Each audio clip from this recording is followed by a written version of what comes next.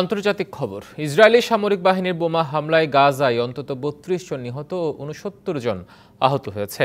গাজা উপত্যকায় হামাসের ২৫টি লক্ষ্যবস্তুতে হামলার দাবি করেছে ইসরায়েল। সে হামলায় হামাসের অনেক যোদ্ধা নিহত হয়েছে বলে জানায় তারা। এদিকে সৌদি আরবে ওয়ার্ল্ড ইকোনমিক ফোরামের বৈঠকে বিশ্ব নেতাদের সাথে আলোচনায় বসতে যাচ্ছেন ফিলিস্তিনের প্রেসিডেন্ট মাহমুদ আব্বাস। ২৪ ঘণ্টায় ইসরায়েলি বোমা হামলায় খান ইউনিস, রাফা ও নসিরাত শরণার্থী শিবিরে নারী ও শিশুসহ অন্তত ৩২ নিহত ও ৬৯ আহত হয়েছে বলে ফিলিস্তিনের স্বাস্থ্য মন্ত্রণালয় জানিয়েছে। এদিকে পশ্চিম তীর থেকে ইসরায়েলি বাহিনী ২০ ফিলিস্তিনিকে গ্রেপ্তার করেছে বলে ফিলিস্তিন প্রিজনার্স সোসাইটি ও prisoners and ex prisoners affairs অথরিটির যৌথ বিবৃতির বরাতে কাতার ভিত্তিক গণমাধ্যম আল জাজিরা জানিয়েছে।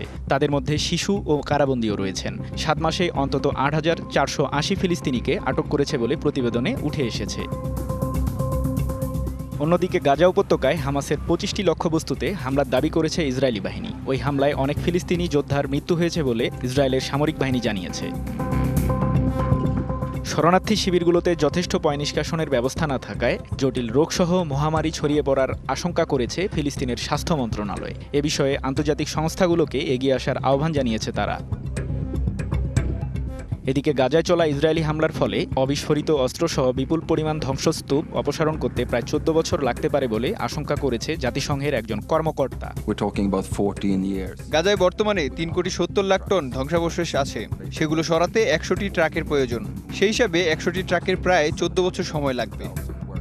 অন্যদিকে গাজায় হামাসের যুদ্ধবিরতির প্রস্তাবে প্রাথমিকভাবে সাড়া দিয়েছে ইসরায়েল। স্থানীয় সময় শনিবার হামাসের দেয়া এক বিবৃতিতে এ দাবি করা হয়েছে। গেল রোজায় গাজায় যুদ্ধবিরতি কার্যকরে তেল আবিবকে ১৩ এপ্রিল প্রস্তাব দেয় হামাস। যুদ্ধ বন্ধ করে সেনা প্রত্যাহার করবে ইসরায়েল, এমনটি প্রত্যাশা হামাসের। তবে যুদ্ধে সাময়িক বিরতি দিয়ে প্রথম ধাপে ৩৩ জিম্মির মুক্তি দিতে চায় ইসরায়েল। তেল আবিবের যুদ্ধবিরতির বিষয়টি খতিয়ে দেখছে হামাস, এমনটি জানিয়েছেন কাতারে অবস্থানরত সংগঠনটির মুখপাত্র খলিল আল হাইয়া।